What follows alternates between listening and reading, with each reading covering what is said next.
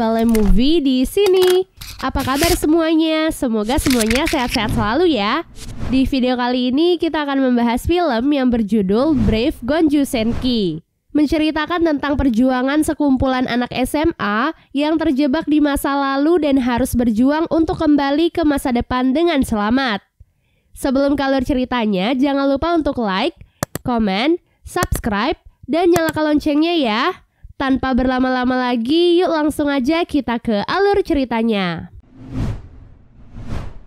Film diawali dengan diperlihatkan peristiwa 1 tahun silam, di mana terdapat seorang siswa SMA Seitoku yang melompat di atas sebuah batu keramat yang ada di sekolahnya. Sejak saat itulah siswa itu pun tak pernah terlihat lagi dan ditetapkan sebagai orang hilang. 1 tahun kemudian setelah peristiwa itu, sekolah menjalani aktivitas dengan normal. Kemudian terlihatlah pemeran utama dari film ini yaitu Nishino Aoi dan Haruka dari klub panahan yang sedang berlatih dengan teman-teman yang lain. Hari itu seperti biasanya, para siswa dari berbagai ekstrakurikuler sedang berlatih dengan tim mereka masing-masing. Di tengah latihan itu, petir tiba-tiba menyambar batu keramat di SMA tersebut. Saat itulah malapetaka pun terjadi di sekolah tersebut.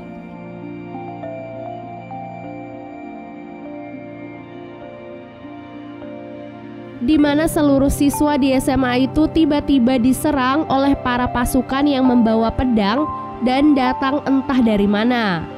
Pasukan itu pun langsung membantai semua siswa yang berada di sekolah tersebut.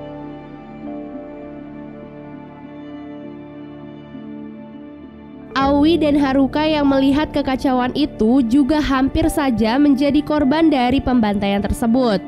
Beruntung Kouta, kapten dari klub Kento, berhasil menyelamatkan mereka berdua yang terlihat masih kebingungan. Seluruh kapten dari masing-masing klub pun mengerahkan semua anggota mereka untuk memanfaatkan skill mereka masing-masing untuk melawan.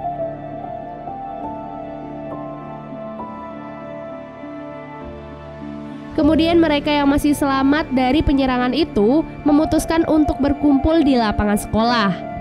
Tak diduga seluruh siswa tersebut ternyata telah berteleportasi ke masa lalu, tepatnya di zaman Sengoku tahun 1560, tepat sebelum pertempuran Okehazama, di mana saat itu terdapat pasukan Oda dan pasukan Imagawa yang saling berseteru satu sama lain. Dan para pasukan yang menyerang sekolah itu adalah pasukan dari Oda. Setelah itu beberapa prajurit berkuda yang dipimpin oleh bawahan Oda bernama Yanada Masatsuna menghampiri para siswa di lapangan tersebut. Di sana mereka pun membawa beberapa siswa untuk dijadikan sandera. Setelah pasukan Oda pergi dari tempat tersebut, barulah pasukan dari Imagawa sampai di sana. Kesempatan itu pun digunakan oleh Kouta dan Aoi untuk membuat kesepakatan dengan pihak Imagawa, di mana para siswa SMA di sana akan membantu pasukan Imagawa yang bertugas untuk mengantar perbekalan, dengan syarat pasukan Imagawa harus membantu mereka untuk menyelamatkan para siswa yang saat ini disandra oleh pasukan Oda. Mendengar hal itu, Motoyasu selaku pemimpin di sana lantas menyetujui kesepakatan itu dan meminta para siswa SMA itu untuk menjadi garda terdepan dengan menyerang benteng Marune tempat pasukan Oda berada.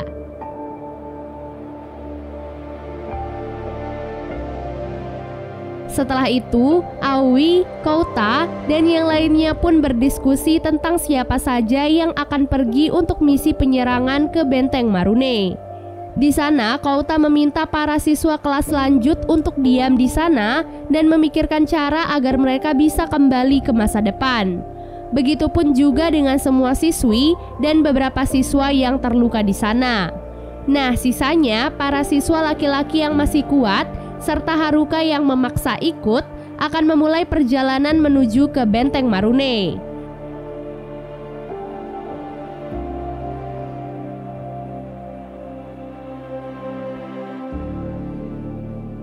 Hanya dengan berbekal pengetahuan dari buku sejarah yang telah mereka pelajari di sekolah, para siswa ini pun nekat bertarung untuk menyelamatkan rekan mereka. Pada malam harinya, Aoi dan siswa-siswa lainnya pun memutuskan untuk memakamkan dan membakar jasad semua teman-teman mereka yang sebelumnya dibantai oleh pasukan Oda. Pemakaman itu dipenuhi dengan derai air mata dari para siswa yang kehilangan sahabat mereka. Saat itu Haruka sendiri masih tak menyangka dengan apa yang telah terjadi. Bagaimana tidak, dengan sekejap mereka kehilangan begitu banyak teman sekaligus. Hal itu pun membuat mereka semakin bersemangat untuk besok agar mereka bisa kembali ke masa depan dengan selamat bersama-sama. Setelah itu, Aoi pun memimpin rekan-rekannya untuk menyusun strategi, mulai dari mempelajari rute perjalanan, mempersiapkan beberapa senjata serta perlengkapan lain, dan tentunya persiapan fisik masing-masing siswa yang akan ikut. Setelah semuanya siap, keesokan harinya Aoi, Kouta, Haruka, dan beberapa siswa pun berangkat menuju Benteng Marune bersama-sama. Sisanya akan tetap di sekolah untuk meneliti bersama-sama cara agar mereka bisa kembali lagi ke masa depan. Setelah menelusuri sekeliling sekolah, para siswa pun menyadari bahwa batu keramat di sekolah mereka merupakan awal dari bencana ini. Tepatnya saat hari di mana petir menyambar batu tersebut. Setelah dipikirkan kembali, mereka pun menarik kesimpulan bahwa apabila ingin kembali ke masa depan, mereka harus membuat petir kembali menyambar batu itu sekali lagi. Setelah menyusun semuanya, para siswa di sana menyimpulkan bahwa petir selanjutnya diperkirakan akan menyambar besok siang. Dan jika ingin kembali ke masa depan, maka semuanya harus berkumpul di sekolah terlebih dahulu. Karena hal itu, salah satu siswa pun mengajukan diri untuk menyampaikan informasi itu pada siswa-siswa yang sedang dalam perjalanan menuju benteng agar mereka bisa segera kembali sebelum besok siang. Sementara itu, karena perjalanan menuju Benteng Marune memakan waktu selama 4 jam, jadi di tengah perjalanan Aoi dan yang lainnya pun memutuskan untuk beristirahat. Di tengah istirahat itu, mereka tiba-tiba kembali dikepung oleh para anak buah pasukan Oda. Beberapa orang dibunuh kembali dan beberapa dibawa lagi untuk dijadikan sandera. Salah satu orang yang dibawa saat itu adalah Haruka. Kouta dan Aoi yang melihat hal itu pun berusaha untuk menyelamatkan Haruka. Namun karena Aoi saat itu masih sangat ketakutan, Kouta pun menjadi kewalahan karena harus melawan beberapa orang sendirian. Alhasil, Kouta pun tewas terbunuh di hadapan Aoi dan Haruka berhasil dibawa oleh para pasukan Oda. Hal itu tentu membuat Aoi sangat terpukul karena baik Kouta maupun Haruka keduanya adalah sahabatnya sejak kecil.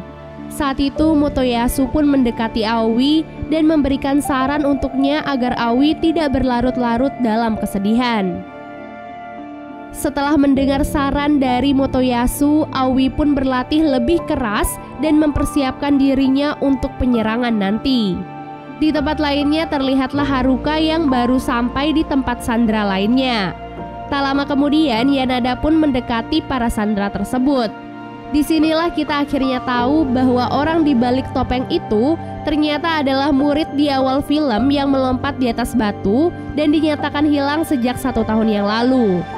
Tak disangka ternyata Yanada sudah berada di masa lalu sejak hari itu.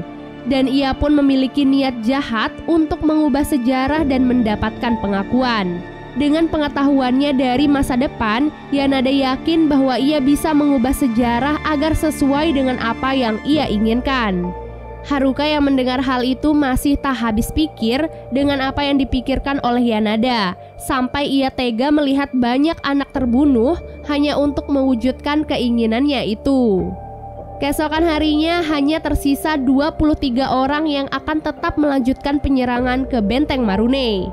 Sebelum mulai berangkat, seorang siswa tiba-tiba datang dan membawa pesan tentang penemuan para siswa di sekolah terkait dengan cara untuk kembali ke masa depan. Karena waktu yang tersisa hanya tinggal 6 jam lagi, jadi siswa itu meminta mereka untuk meninggalkan para sandera dan segera kembali ke sekolah. Mengingat jarak ke sekolah juga membutuhkan waktu selama 4 jam. Mendengar hal itu, Aoi dengan tegas menolak. Karena mereka sudah sejauh ini dan mereka pun tidak mungkin meninggalkan para sandera yang masih berada di dalam benteng. Jadi untuk saat ini hal yang bisa mereka lakukan hanyalah melanjutkan perjalanan dan berusaha secepat mungkin untuk menyelamatkan para sandera dan kembali ke sekolah bersama-sama.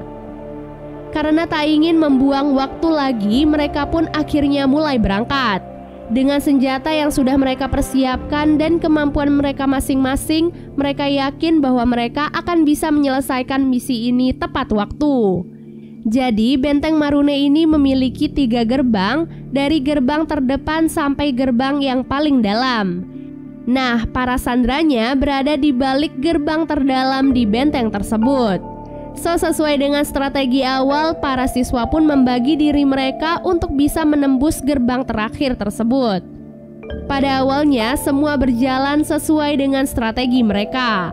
Namun, karena pasukan Oda jauh lebih banyak dari mereka, di tengah penyerangan itu mereka pun mulai kewalahan. Ditambah para pasukan itu juga memiliki senjata lengkap, sementara mereka hanya memiliki peralatan seadanya. Alhasil, satu persatu dari para siswa itu pun berhasil terbunuh dan tewas dalam insiden tersebut.